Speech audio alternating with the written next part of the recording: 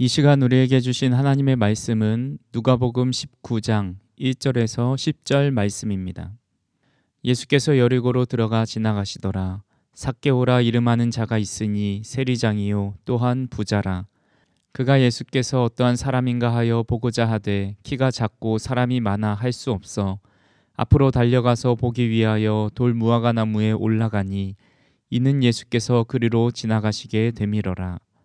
예수께서 그곳에 이르사 쳐다보시고 이르시되 내가 오늘 내 집에 유하여야 하겠다 하시니 급히 내려와 즐거워하며 영접하거늘 뭇사람이 보고 수군거려 이르되 저가 죄인의 집에 유하러 들어갔도다 하더라. 삭개오가 서서 주께 여짜오되 주여 보시옵소서 내 소유의 절반을 가난한 자들에게 주겠사오며 만일 누구의 것을 속여 빼앗은 일이 있으면 내 갑절이나 갚겠나이다. 예수께서 이르시되 오늘 구원이 이 집에 이르렀으니 이 사람도 아브라함의 자손이미로다. 인자가 온 것은 잃어버린 자를 찾아 구원하려 함이니라. 아멘. 오늘은 사순절이 시작되는 제의 수요일입니다. 성경에서 제는 참회를 상징합니다. 구약에서는 참된 회개를 할 때 잿더미에 위에 앉아 있거나 제를 뒤집어 쓰고 회개해야 함을 말씀합니다. 그래서 사순절의 첫 시작인 수요일 날 이마에 제를 십자가 모양으로 바르기도 하고 금식, 회개, 절제 및 영적 훈련을 통해서 그리스도의 고난에 동참함으로 부활절을 준비합니다. 또한 사순절은 부활절 전 주일을 제한 40일의 기간을 가리킵니다. 그런데 주일을 사순절에서 빼는 이유는 예수 그리스도께서 죄와 사망 권세를 이기신 부활을 경축하는 날이 바로 주일이기 때문입니다. 그래서 사순절이지만 주일은 우리가 기쁨으로 예배할 수 있는 날입니다. 특별히 우리는 사순절을 통해서 사복음서를 함께 통독하는데 함께 다 참여하셔서 예수님을 더 깊이 묵상하는 기간이 되었으면 좋겠습니다. 맥스 루케이도가 지은 너는 특별하단다 라는 어린이들을 위한 그림책이 있습니다. 어린이들에게 인간은 하나님이 지은 아주 특별한 존재임을 잘 표현하고 있는 책이고 이것이 인기가 많아서 애니메이션으로도 제작이 되었습니다. 그 내용을 보면 웬믹이라는 작은 나무 사람들이 있었습니다. 그들은 모두 엘리라는 목수가 만들었는데 제각기 다른 웬믹들은 금빛 별표와 검은 점표가 든 상자를 가지고 다니면서 서로에게 붙여주는 것으로 하루를 보내게 됩니다. 재주가 뛰어나거나 색이 잘 칠해진 웬믹들은 별표를 받게 되지만 나뭇결이 거칠거나 재주가 없는 웬믹들은 검은 점표를 받게 됩니다. 이 이야기의 주인공인 판치넬로는 항상 검은 점표를 받습니다. 실수하고 볼품없고 아무 재주도 없는 나무 사람이라는 꼬리표가 늘 따라 붙습니다. 그런데 어느 날 판치넬로는 별표도 없고 점표도 없는 루시아라는 인형을 만나게 됩니다. 루시아는 자신을 만들어준 엘리를 만나면 별표도 또 점표도 사라진다고 말합니다. 그 말을 들은 판치넬로는 결국 엘리를 만나서 엘리의 소중한 존재임을 깨닫게 되고 몸에 붙어있던 모든 점표가 사라지는 경험을 하게 됩니다. 오늘 말씀을 보면 삭개오를 향해 따라붙는 꼬리표가 있었습니다. 본문 2절 말씀에 삭개오라 이름하는 자가 있으니 세리장이요 또한 부자라. 삭개오는 여리고에서 세리장으로 있었던 사람입니다. 본문의 세리장이라는 이름이 신약에 딱 한 번 등장하는 아주 특별한 직업입니다. 예수님께서 부르신 제자 중에 마태도 그의 직업이 세리였는데 삭개오는 그런 세리들 중에 우두머리인 세리장이었으니 그 직책은 고위 관직 중에 하나였습니다. 그가 살고 있었던 여리고는 지구상에서 가장 오래된 도시 중에 하나입니다. 약 기원전 8,000년 정도에 도시가 세워졌다고 알려져 있죠. 팔레스타인의 심장부에 위치하고 있어서 여러 나라의 사람들이 오고 가는 중심 도시였습니다. 고대의 여리고는 향유의 주 원료로 사용되던 발삼으로 유명합니다. 이 향유의 가격이 당시 매우 높았지만 그 중에서도 여리고의 발삼으로 만든 이 향유는 최고급 품에 속하게 되는데 헤롯은 나라의 중요한 일들을 이 여리고의 발삼을 거래한 수익으로 충당할 정도였다고 합니다. 또한 여리고는 사회와 인접하고 있어서 유황, 역청, 소금 등이 매우 풍부하여 막대한 수익을 올릴 수 있는 경제적 요충지였습니다. 이처럼 고부가 가치 상품이 활발히 거래되고 상인들의 출입이 끊이지 않는 곳이다 보니 세금의 수입은 막대했습니다. 가이사랴 또 가버나움과 더불어 이 팔레스타인 지역의 3대 세무서가 자리 잡고 있었습니다. 여리고의 세리직은 또 세리장은 매우 중요하고 높은 관직 중의 하나였지요. 하지만 당시 이스라엘 백성들은 로마의 식민지 아래 있었고 로마 제국은 식민지들로부터 세금을 많이 거두어 드립니다. 삭개오는 동족으로부터 세금을 거두어서 로마에 상납하는 직업을 가지고 있는 겁니다.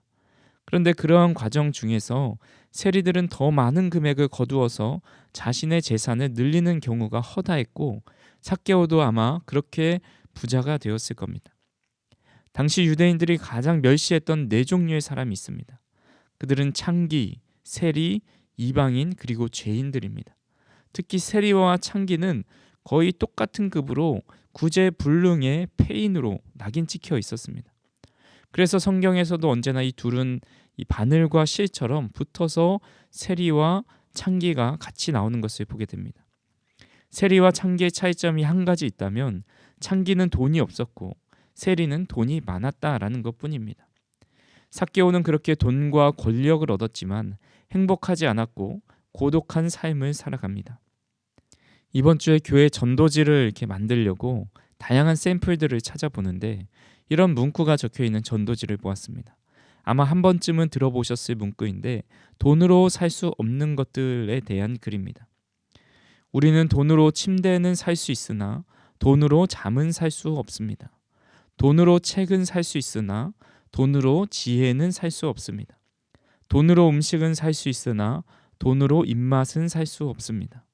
돈으로 화장품은 살 수 있으나 돈으로 아름다움은 살 수 없습니다. 돈으로 집은 살 수 있으나 돈으로 가정은 살 수 없고 돈으로 약은 살 수 있으나 돈으로 건강은 살 수 없습니다. 돈으로 사치품은 살 수 있으나 돈으로 문화는 살 수 없습니다. 돈으로 쾌락은 살 수 있으나 돈으로 행복은 살 수 없습니다. 돈으로 십자가의 목걸이는 살 수 있으나 돈으로 구원은 살 수 없습니다. 돈으로 외국에 갈 수는 있으나 돈으로 천국은 갈 수 없습니다. 돈으로 할 수 있는 것은 많지만 그 반대로 진짜 행복과 기쁨을 주는 것은 돈으로 할 수 없는 것들이 더 많이 있었습니다.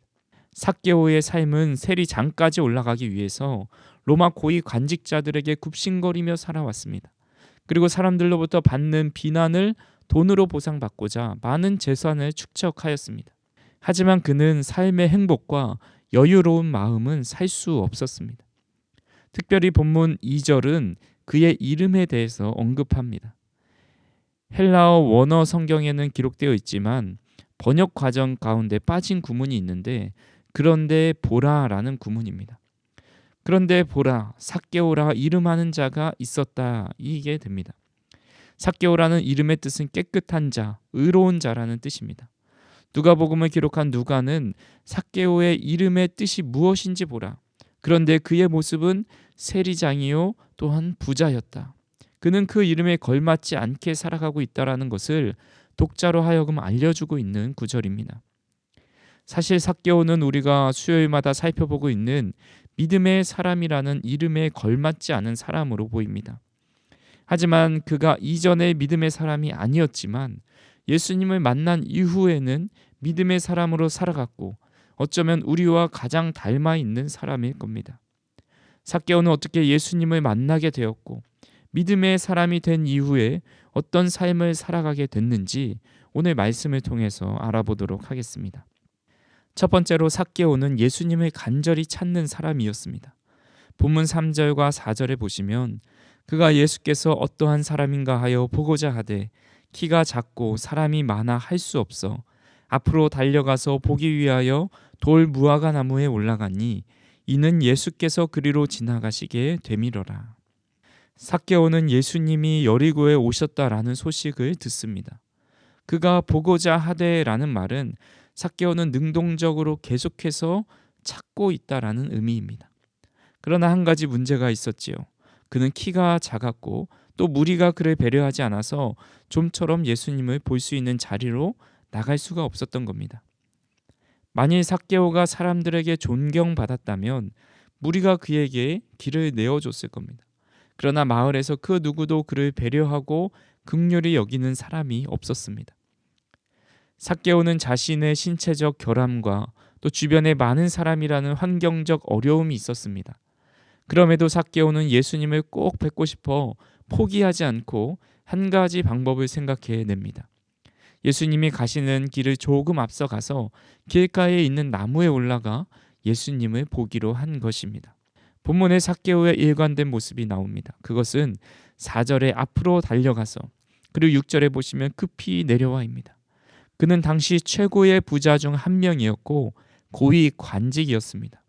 예나 지금이나 높은 사람이 뛰어다니는 모습은 쉽게 보기 힘든 장면이지요. 옛날 우리나라 선비들은 비가 와도 뛰지 않는다라는 말이 있죠. 그 정도까지는 아니었어도 당시 종교 지도자들 또 고위 관직자들은 길게 늘어진 옷을 입고 천천히 거리를 돌아다녔습니다. 하지만 삭개오는 예수님보다 앞으로 달려가서 나무 위에 올라가죠. 수많은 사람 앞에서 다 큰 어른이, 그것도 지위 좀 있는 사람이 나무 위에 올라가는 것은 보통 수치스럽고 우스꽝스러운 일이 아닙니다. 또 예수님이 내가 내 집에 가겠다 하실 때 급히 내려오는 삭개오의 모습을 발견하게 됩니다. 삭개오가 왜 이렇게 열심을 내고 또 다른 사람의 시선을 의식하지 않고 예수님을 찾는 이유가 무엇일까요? 성경에서는 그 이유에 대한 아무런 언급이 없습니다. 하지만 그 이유를 단순히 예수님에 대한 소문을 듣고 호기심을 가지고 그렇게 했다라고는 볼 수 없는 것이죠. 단순한 호기심 때문이었다면 체면도 불구하고 나무에 올라가거나 예수님이 말씀이 떨어지자마자 기뻐하며 영접하는 그런 적극적인 행동은 취하기가 어려웠을 겁니다. 삭개오는 자신들을 격려하는 다른 사람들과 예수님은 다를 것이다 생각했습니다. 예수님께서는 죄인들의 친구가 되어주시고 병을 고쳐주실 뿐만 아니라 죄를 사하는 권세도 있다라는 소문을 들었을 겁니다. 바로 여리고 앞에서 여리고 맹인 바디메오를 고쳐주신 이야기를 또한 들었을 겁니다. 바디메오는 예수님을 향해서 다윗의 자손 예수여 나를 구원하소서 이렇게 외치지만 주변 사람들이 다 그를 향해 조용히 하라고 질책합니다. 하지만 예수님은 그를 바라보시며 그의 눈을 뜨게 하셨다라는 소문을 들었을 겁니다. 다른 사람은 다 바디메오를 무시했지만 예수님은 그를 바라보시고 그의 눈을 뜨게 하셨다라는 그 소식을 들었을 겁니다. 삭개오는 자신의 육신의 아픔은 없지만 세리장이 되었어도 또 큰 부자가 되었어도 이 채워지지 않는 무언가를 예수님을 만나면 채워질 거라는 생각이 들었습니다. 어떻게 해서든지 예수님을 만남으로 지금의 문제를 해결받고 싶은 열망으로 돌무화과나무에 올라가면서까지 예수님을 찾게 됩니다. 잠언 8장 17절 말씀에 나를 사랑하는 자들이 나의 사랑을 입으며 나를 간절히 찾는 자가 나를 만날 것이니라 라고 말씀하고 있습니다. 하나님을 찾는다고 인간의 힘으로 만날 수 있는 것은 아니지만 우리는 삭개오와 같은 간절함이 필요합니다. 지금 여리고를 지나가시는 예수님을 놓치면 다시는 예수님을 만날 수 없을 것 같은 마음, 예수님을 만나지 않으면 내 안의 문제가 해결되지 않을 것이라는 간절한 마음으로 예수님을 찾을 수 있어야 합니다. 요즘에는 그런지 모르겠지만 제가 학생 때 일산 MBC가 생긴 지 얼마 안 됐을 때 수많은 소녀 팬들이 MBC 지하주차장 입구 쪽에 풍선을 들고 또 펫깃을 들고 서 있는 모습을 가끔씩 발견하게 됩니다. 추운 겨울에도 또 더운 여름에도 그들은 자신들이 좋아하는 연예인만 볼 수 있다면 어떤 날씨도 상관없었습니다. 직접 만나는 것도 아니고 차로 가는 그 모습을 지켜보겠다고 녹화방송이 언제 끝날지도 모르는데 그곳에 서 있습니다. 그러다가 그 연예인이 차문을 열고 손이라도 흔들어주면 그렇게 환호성을 지르며 행복해합니다. 연예인 한 명을 만나고자 하는 이런 열정과 간절함이 있는데 우리는 주님을 만나기 위해 이런 간절함이 있는지 삭개오의 모습을 통해서 다시 한번 생각해 보았으면 좋겠습니다. 두 번째로 삭개오는 자신이 받은 은혜가 얼마나 큰지를 알고 있는 사람이었습니다. 예수님께서는 삭개오의 간절함을 아시고 그를 쳐다보시면서 말씀하십니다. 5절 말씀에 예수께서 그곳에 이르사 쳐다보시고 이르시되 삭개오야 속히 내려오라 내가 오늘 내 집에 유하여야 하겠다 하시니. 예수님의 말씀 속에 놀라운 점을 두 가지 발견하게 됩니다. 첫 번째로 예수님은 삭개오의 이름을 아신다는 겁니다. 김춘수 시인이 지은 꽃이라는 시는 우리에게 너무 잘 알려진 시입니다. 내가 그의 이름을 불러주기 전에는 그는 다만 하나의 몸짓에 지나지 않았다. 내가 그의 이름을 불러주었을 때 그는 나에게로 와서 꽃이 되었다. 내가 그의 이름을 불러준 것처럼 나의 이 빛깔과 향기에 알맞는 누가 나의 이름을 불러다오. 그에게로 가서 나도 그의 꽃이 되고 싶다. 우리들은 모두 무엇이 되고 싶다. 너는 나에게, 나는 너에게 잊혀지지 않는 하나의 눈짓이 되고 싶다. 이 시를 여러 각도로 해석할 수 있지만 그 중에 하나는 누군가의 이름을 불러주는 것이 얼마나 중요한지를 알게 해줍니다. 전에 한 권사님께서 교회학교 부장을 맡게 되셨는데 이 수십 명에 되는 아이들의 이름을 최대한 빨리 외우셨다고 합니다. 주일 아침에 아이들이 교회에 올 때마다 그 아이의 이름을 불러주면서 반겨줍니다. 그러니 부모님들이 그렇게 좋아하시면서 그 부서가 놀랍게 부흥했다라는 이야기를 해주셨습니다. 실제로 일반 학교에서도 교사가 학생들의 이름을 기억하면 상호 신뢰관계가 높아져서 출석률과 성적이 오른다라는 그런 조사 결과도 있습니다. 상대방의 이름을 불러줌으로써 그 사람을 알게 되고 나아가 그 사람을 아끼고 사랑하게 되지요. 예수님이 삭개오의 이름을 불러주신 것은 그만큼 삭개오에 대한 예수님의 깊은 관심과 애정을 보여줍니다. 또한 이 구절을 통해 발견되는 놀라운 사실 한 가지는 예수님은 집주인인 삭개오에게 허락을 구하지 않고 그의 집에 머물겠다고 통보하십니다. 영어 성경을 보면 I must stay라고 말을 합니다. 상대방에게 정중하게 묻는 would나 could를 사용하지 않고 의무나 강제를 나타내는 명령문인 must를 사용합니다. 이는 예수님이 반드시 삭개오의 집에 머무르겠다는 이 예수님의 의지가 담겨 있습니다. 칼빈의 5대 강령이 있지요. 전적 부패, 무조건적 선택, 제한적 속죄, 불가항력적 은혜, 성도의 견인. 이 5가지의 칼빈의 5대 교리는 영어의 첫 글자를 따서 이 튤립이라고 이름을 붙입니다. 이 중에 불가항력적 은혜는 말 그대로 저항이 불가한 힘을 의미합니다. 이 말은 하나님께서 어떤 사람을 구원하시기로 택하시고 성령을 보내셔서 구원을 실행하신다면 그때 그 힘은 크고 완전한 효과가 있어서 누구도 거부하거나 그것에 저항할 수 없다라는 의미입니다. 예수님께서 요한복음 6장 44절에 이렇게 말씀하십니다. 나를 보내신 아버지께서 이끌지 아니하시면 아무도 내게 올 수 없으니 오는 그를 내가 마지막 날에 다시 살리리라. 이 말씀에 이끈다라는 단어가 바로 하나님께서 구원하시기로 택하신 자들은 하나님의 부르심 앞에 거절하거나 저항하지 못하고 이끌려 나온다라는 의미입니다. 오늘 예수님께서 삭개오의 집에 머무르시면서 오늘 구원이 이 집에 이르렀다라고 말씀하는데 그 구원의 조건을 삭개오에게서 찾은 것이 아니라 전적인 주님의 저항할 수 없는 은혜였다라는 것입니다. 앞에서 말씀드렸듯이 삭개오는 구원받을 만한 조건이 하나도 없는 사람이었죠. 같은 민족의 삶을 어렵게 만들고 당시 죄인으로 구분되는 부류의 직업을 가지고 있었습니다. 그리고 결정적으로 성경은 그가 부자였음을 강조합니다. 우리가 읽은 누가복음 19장의 바로 직전장인 18장에서 예수님과 한 관리와의 대화가 나옵니다. 다른 본문에서는 청년이라고 하기도 하는데 한 관리가 찾아와서 예수님께 물어봅니다. 제가 무엇을 하여야 영생을 얻을 수 있겠습니까?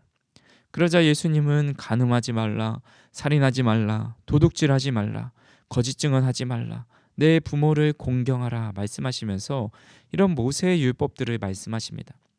그러자 이 관리는 내가 어려서부터 이것들을 다 지켰습니다 라고 말하자 예수님께서 말씀하시죠.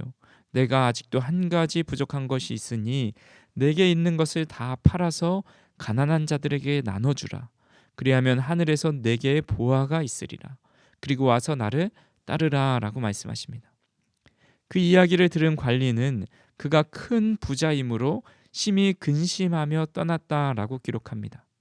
그러자 예수님은 누가복음 18장 24절과 25절에서 이렇게 말씀하십니다. 예수께서 그를 보시고 이르시되 재물이 있는 자는 하나님의 나라에 들어가기가 얼마나 어려운지 낙타가 바늘기로 들어가는 것이 부자가 하나님의 나라에 들어가는 것보다 쉬우니라 하시니. 낙타가 바늘기로 들어가는 것이 부자가 하나님 나라에 들어가는 것보다 더 쉽다고 말씀합니다. 즉 부자는 하나님 나라에 들어갈 수 없다라는 말씀을 하신 겁니다. 이렇게 18장에서 예수님이 말씀하시고 나서 얼마 지나지 않아 바로 다음 장인 삭개오에 대한 이야기로 이어집니다. 성경은 그를 소개하기를 부자라고 소개합니다. 즉 이 자는 구원받을 수 없는 자, 천국에 들어갈 수 없는 자라는 말씀을 이 부자라는 단어에 함축해 놓은 겁니다. 그런데 예수님은 삭개오를 지명하시면서 그와 함께 머물고 그에게 구원을 선포하십니다. 이 사건은 이 세상에서 구원받을 수 없는 사람은 단 한 사람도 없음을 말씀하고 있습니다. 하나님의 불가항력적 은혜로 하나님이 구원하시고자 하시면 그 사람은 아무리 낙타가 바늘구멍을 들어가는 것보다 더 어려울지라도 구원받을 수 있다라는 것을 알려주는 말씀입니다. 사도 바울은 이렇게 고백합니다. 고린도후서 5장 14절에 그리스도의 사랑이 우리를 강권하시는도다. 우리가 생각하건대 한 사람이 모든 사람을 대신하여 죽었은즉 모든 사람이 죽은 것이라. 그리스도의 사랑이 삭개오에게 강권하셔서 하나님의 은혜를 입게 되었습니다. 자신 스스로도 주님을 모실 수 없고 구원받을 수 없는 사람임을 알고 있었습니다. 그저 길을 가시는 예수님을 쳐다볼 수만 있었어도, 그 예수님과 대화 한마디만 나눌 수 있었어도 영광스러운 일이었습니다. 그런데 예수님은 자신의 이름을 불러주실 뿐만 아니라 불가항력적 은혜로 자신을 구원하여 주셨습니다. 삭개오처럼 하나님의 은혜가 얼마나 귀한지를 아는 것이 중요합니다.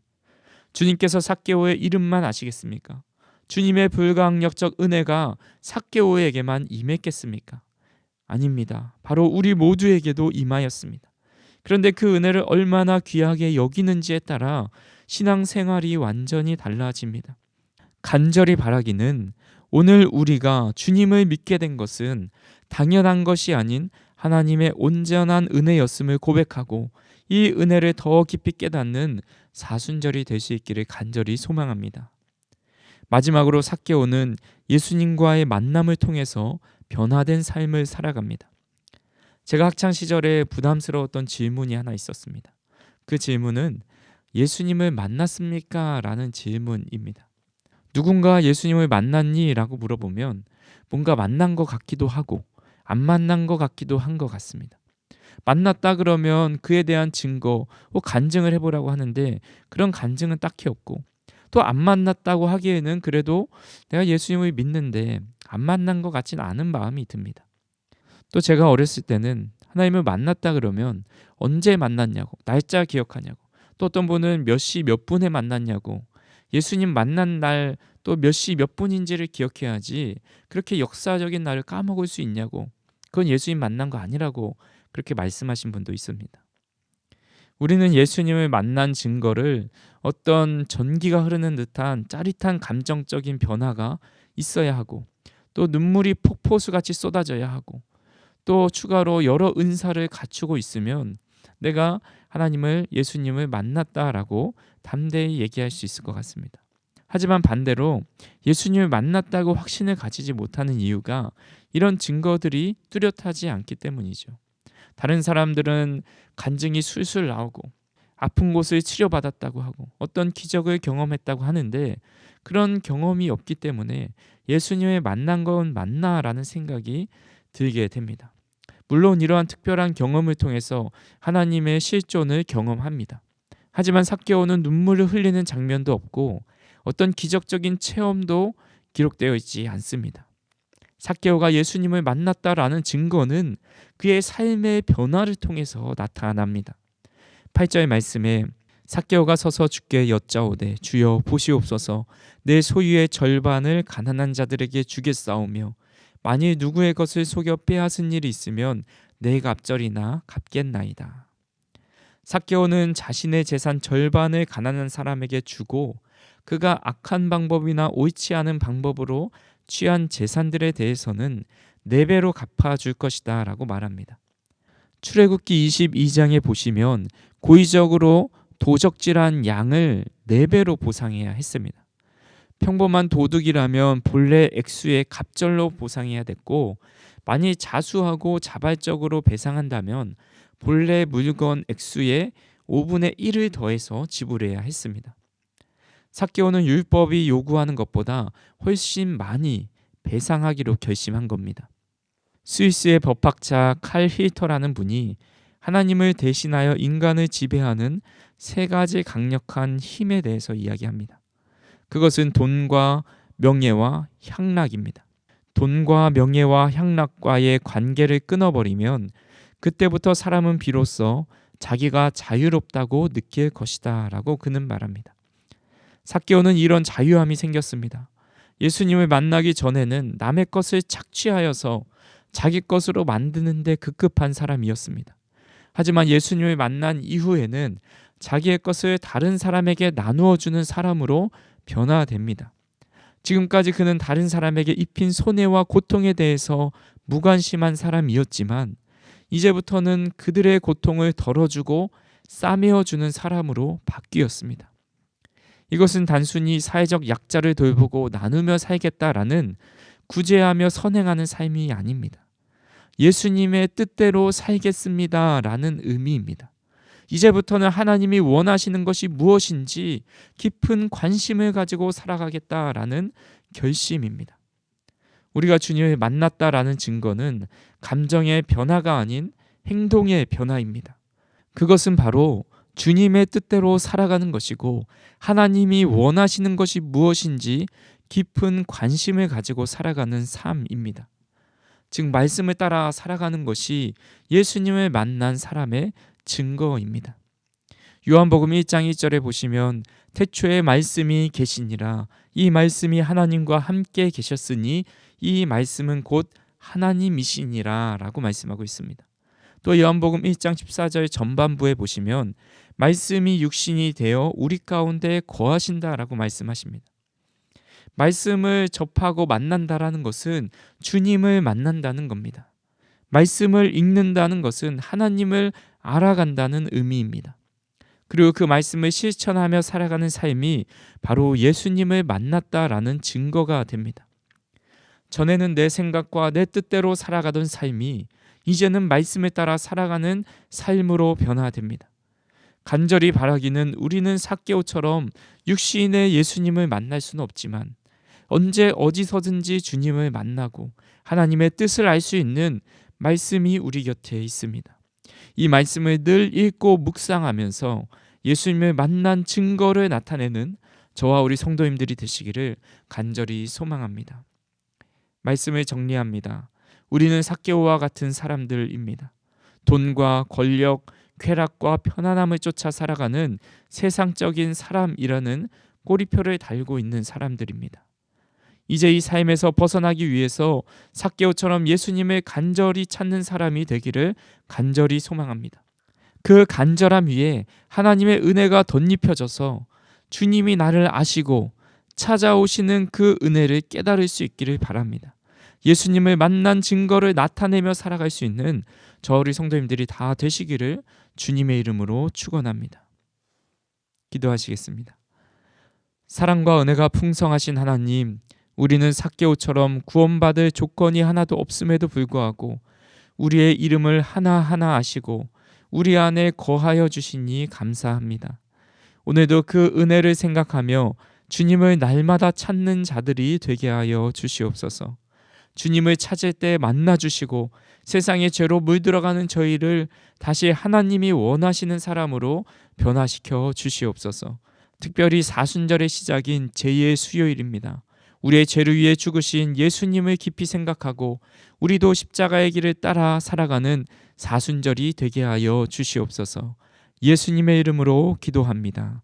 아멘.